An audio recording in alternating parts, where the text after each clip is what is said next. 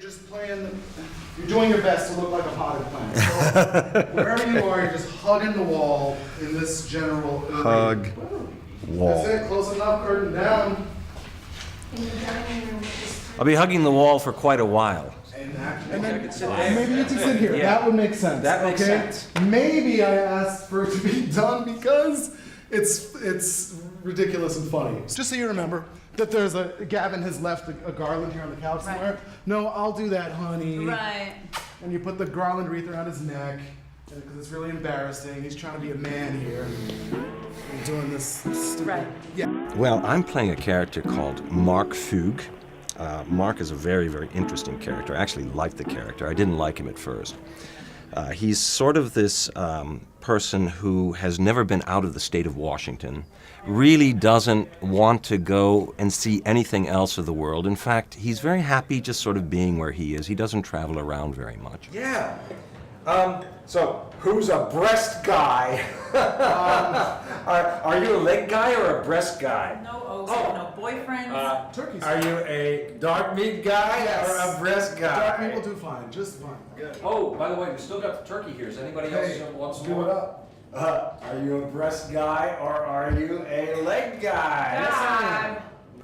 He is married to Doreen, his beautiful wife, who is a very wonderful person, but she is the sister of Jacob, who is the writer who has writer's block, whose house we are going to for Christmas. At this table. We We're can talking talk about about a this report tomorrow. I don't care. All right. I don't care. I don't want you're this absolutely right, right, my now. dear. I You're just want a absolutely Christmas correct. dinner. No report cards. No. There's this whole sister-brother dynamic, and of course then there is the sort of Mark and Doreen dynamic as well. So Doreen is my wife and Mark, so Mark and Doreen. And then we have a daughter, and her name is Zoe. And so we have all bundled into the car, unbeknownst to Doreen's brother, Jacob, and we have driven all the way, it's about an hour and a half or so, from Seattle to a place called Snoqualmie, which is east of Seattle, to visit Doreen's brother. And we have arrived on the 22nd. It's not quite Christmas yet, but we're going to give Jacob a Christmas because he's at a really low point in his life at the moment. So we're there to give him a good Christmas. Mark is sort of walking on eggshells a little bit. He wants to have everything go all right. He wants everything to be okay. He's sort of the peacekeeper at this particular time. Dig in. Dig in. Like Do you have some of those really, really famous beans of yours, my dear? Yes. There we are. And he's just, trying to bond with his brother-in-law, Jacob. At the same time, he's trying to keep Doreen and Jacob from, tearing each other's throats out. And then he has the added problem of his daughter, Zoe, who is all infatuated and in love with her new boyfriend called Owen. His name is Owen. Oh, can I have some of that gravy? It's Christmas dinner, and I'd like to, I take love some. those beans, honey. When you Yeah, cook so they those have things, like- it's just the greatest thing.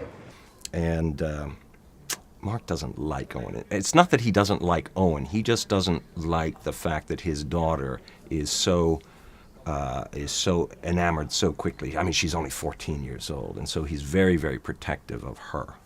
They're all like that, Zoe. I promise my intentions are honorable, Mr. Fugue.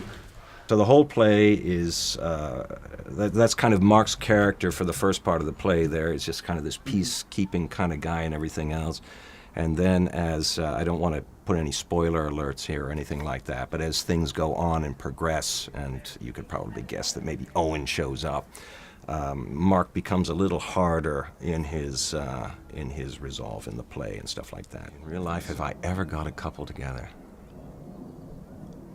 Not that I'm aware of, no.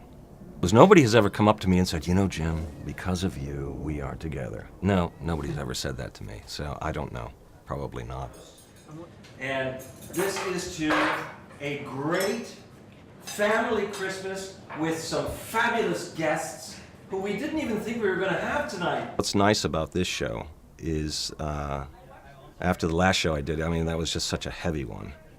And it was, for me, really, really heavy. And then to turn around 6 months later and do this show it's just a much lighter kind of feeling. It's, I don't know, I'm playing a much more kind of upbeat character. I think the show itself it's well written. Jason wrote it. It's a good play. It's a fun play, sort of a sitcom. I think overall it's going to be a fun play for the audience to watch. And I'm very proud and happy to be working with the very, very talented people that we have on this show, actors-wise, and also Stephen as his first time as directing. And he's doing a great job. He really is doing a great job.